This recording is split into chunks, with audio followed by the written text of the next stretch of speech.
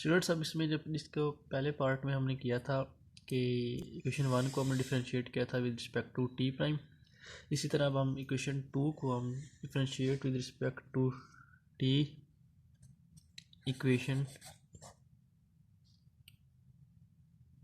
2 को इक्वेशन 1 को हमने पहले डिफरेंशिएट किया है, तो ये आपके सामने इक्वेशन 1 को डिफरेंशिएट करने के बाद हमारे पास जो आंसर आया वो ये लिखा हुआ है। इसको हमने r c prime into r into सी माइनस वी डी टी और डी टी प्राइम।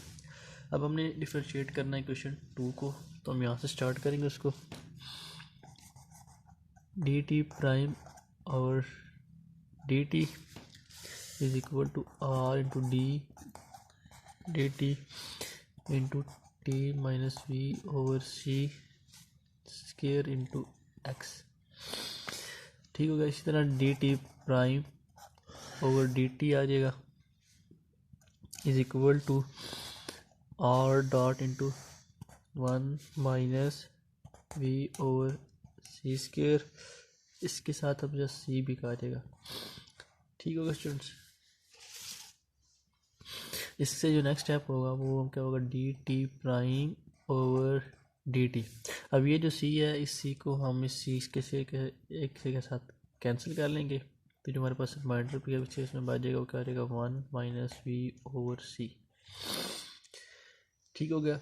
अब इसका हमने लेना है एलसीएम, इसको सी को यहाँ से मल्टीप्लाई करवा देंगे और ये होल्ड के नीचे आ जाएगा। हमारे पास क्या रह जाएगा, c minus we over c. इधर हमारे पास क्या as it is g t t prime और डी टी चल रहा है तो वो चलता रहेगा। अब इसको हमने क्या करना है, इसको हमने करना है पुट कर देना है हमने। इसको क्या करना है, क्वेश्चन में पुट, ये जो हमारे पास क्वेश्चन थर्ड है, यहाँ इस क्वेश्चन थर्ड में हमने पुट कर देना, पुट इन थर्ड, क्योंकि ये हमारे पास गिवन है डी टी और डी टी प्राइम, इसकी जगह पे हमने इसकी वाली वैल्यू पुट कर देनी है। तो थर्ड हमारे पास फिर क्या बन जाएगी, C prime is equal to are into C minus V. अब डी टी और डी टी प्राइम की जगह हमने क्या पुट कर देना है, इसकी वैल्यू पुट कर देनी है। लेकिन इधर हमारे पास डी टी प्राइम ऊपर है, डी टी नीचे है।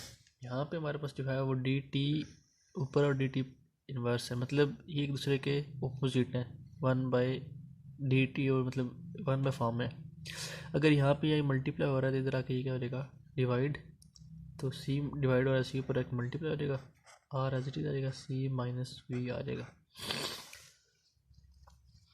इसके बाद है ये स्टेप को दोबारा आप देख लें कि हमने इस वैल्यू पुट करनी थी डी टी प्राइम और डी टी की। किसकी वैल्यू पुट करनी थी, डी टी प्राइम और डी टी की, और हमारे पास इधर क्या है, डी टी और डी टी प्राइम है। इस वजह से जो हमने वैल्यू पुट की है वो 1 बाई उल्टी मतलब फॉर्म किया है, जो डिवाइड हो रहा है उसको हमने मल्टीप्लाई कर दिया, जो मल्टीप्लाई हो रहा है उसको हमने डिवाइड कर दिया। इस तरह करने के बाद हमारे पास ये आर आर से कैंसिल हो जाएगा, सी माइनस वी इस सी माइनस वी से कैंसिल हो जाएगा, तो हमारे पास जो रह जाएगा वो क्या हो जाएगा, सी प्राइम इज इक्वल टू सी हो जाएगा।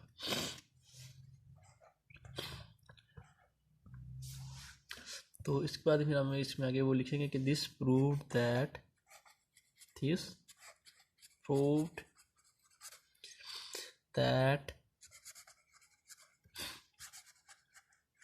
Lorentz satisfy the second postulate of relativity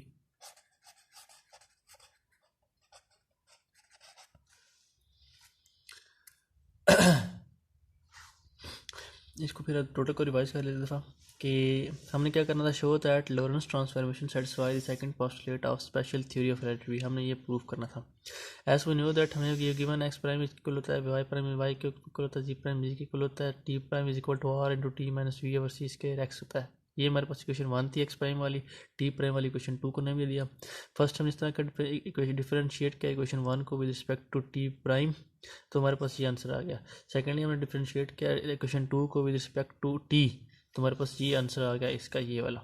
अब इसकी जगह पे हमने डी टी प्राइम और डी टी की जगह हमने उसकी वैल्यू पुट की है, तो कैंसिल करने से सी प्राइम और सी आ गया। तो this is called prove that's Lorentz set satisfy the second postulate of relativity.